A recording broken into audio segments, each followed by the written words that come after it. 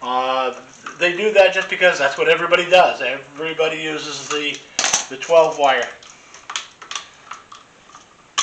We don't use the 14 gauge often, which is the 15 amp wire, other than lights.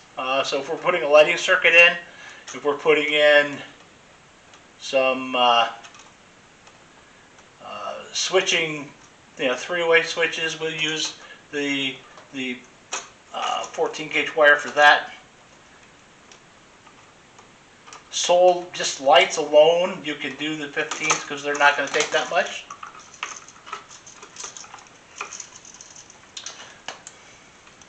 You can use the 12 gauge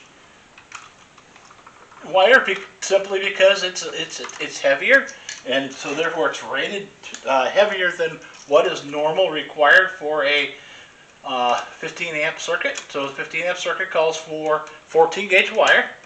You can run a 15 amp circuit with 20 gauge wire, and there's nothing absolutely wrong with that. One of the things a lot of people don't do is when they put their outlets together, they don't run all the screws in. Run all the screws in. It takes you a minute to get them in and out of the way. That just gives you something else that you could stick your fingers into and get a poke. So that one is set. We're going to just pop it up here and get it in place and ready to go. We'll move on to the next one, which is just down here.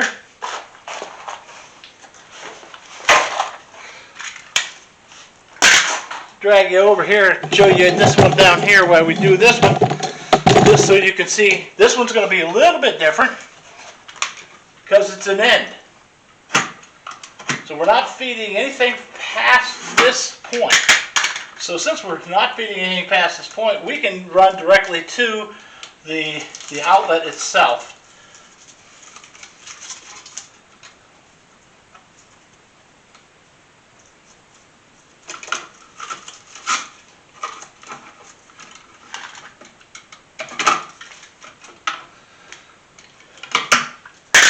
The difference in the wire color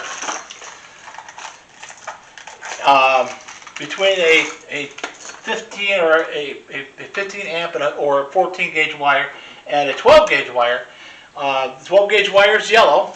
The 14 gauge is white. And the reason for that is nothing more than the inspector can look at the wire and tell you if it's 12 or 14. So it's all of that one. That is all about how the inspectors want it, and it has nothing to do with safety, nothing to do with anything else. It's just what they want. Makes it easier on them. And I guess there's nothing wrong with that. So some people that have older 12 gauge wire in their house and some of that is white, that's fine. There's nothing wrong with it.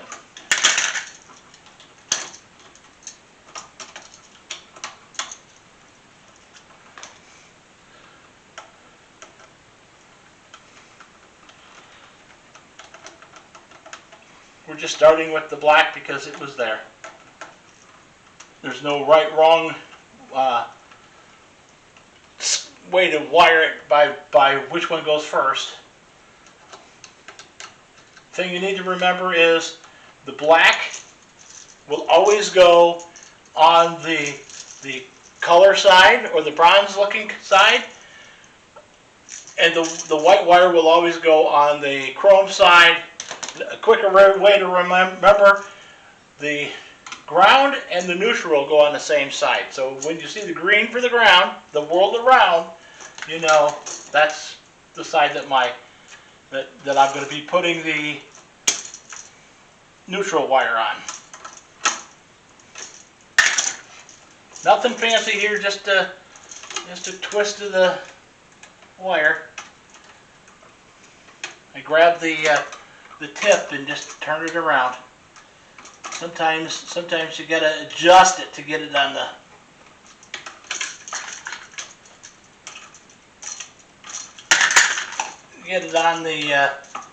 nut, but it'll work. Let's pull that one out a little bit. Again, you're color coordinating where your wiring should be. That's it. Tighten that down a little bit. Make sure it's good and tight.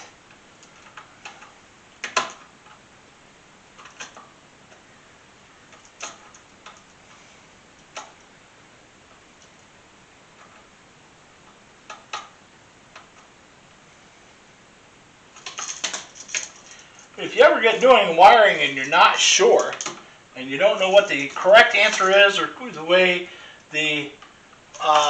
your jurisdiction wants it, pick up the phone and call them. They are more than happy to tell you what they expect to see, and how to what they want to see, and how they expect it to look. So those guys are doing a job. That's their job. They'd rather have you ask them questions than come back and have a total disaster and say you did it all wrong, start again.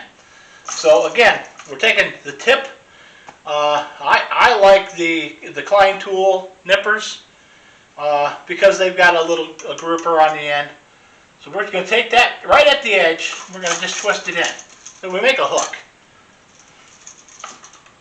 And the hook always goes so that when you tighten the screw up, you're pulling the wire towards it. If you're pushing it away, you are making a poor contact. Again, tighten up both screws. Takes a second to do, and just makes things a whole lot easier. We already did that one. I'm going to check this again just to make sure that it's tight. And it's good. So that one is complete. And we can go ahead, flip my Klein screwdriver. This is a refrigeration screwdriver, but I sure like it for everything. On this side has 3/8 and 1/4 inch nut driver built right into it. Very handy, very quick to use. The other side, there is a Schrader valve and a mini screwdriver that you can use. The mini screwdriver works perfect for thermostats, so they're not cheap. Of course, on this side, it's a standard screwdriver, straight bladed, or a number 2 Phillips.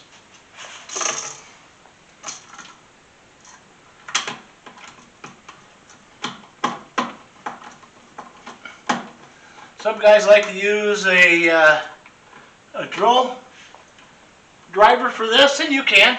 Nothing wrong with that. It works just as well.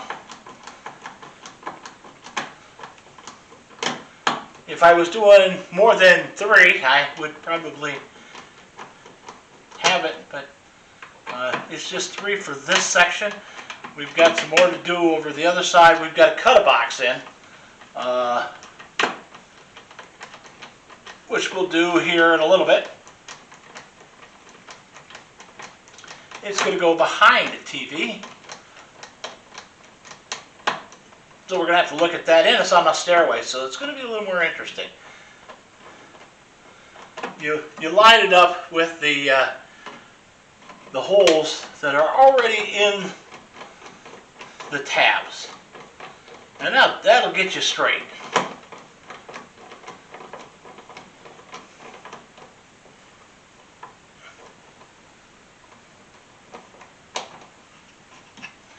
Now we know that he's going to put on put insulation over in this wall. So We'll run over there and do the other one, and maybe we won't put the cover plates on. But again, maybe we will. Alright, let's go to the other side. Swing you around here. Again, we're going to do exactly the same thing. Going to strip the wire. Now I know we got way too much here, so I'm just going to cut it off where we ended up stripping it, just to get it out of the way already. Again, this one is the end of the line. Our splice is in the center. So this can go directly onto the recep and not have any issues, other than, you still got to watch the where the everything's going to go. Make sure everything's correct. Make sure everything's tight. But it's not going to make any difference if this outlet goes bad, because the outlet itself is the only thing that's going to go bad. Nothing more frustrating than getting into a job and trying to figure out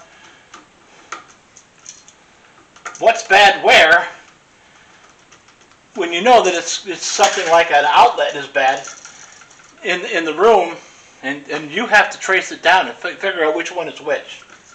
Very frustrating.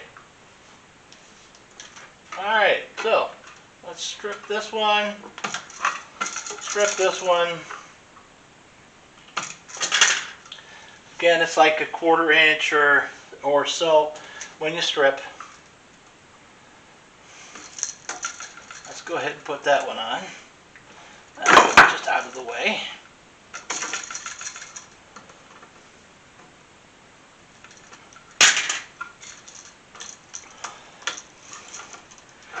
Whether you use the top or the bottom screw, doesn't really matter.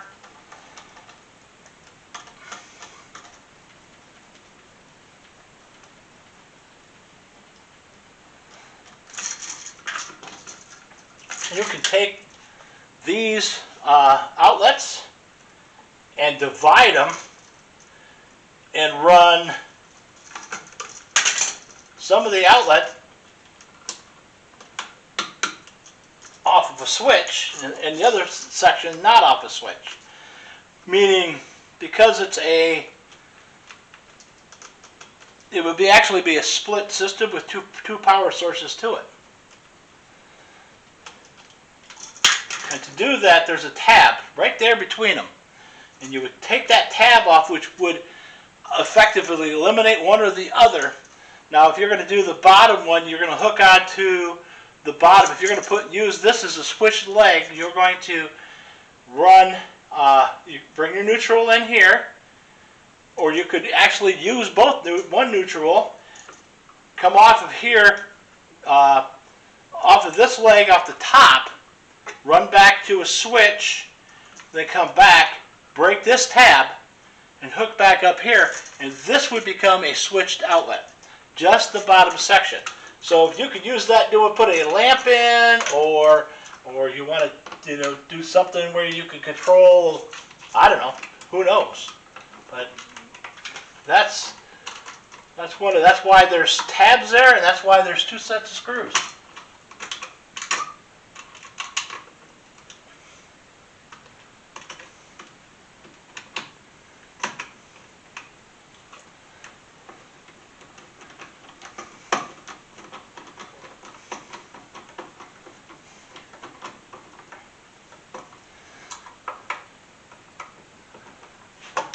The electrical code calls for outlets every 12 feet.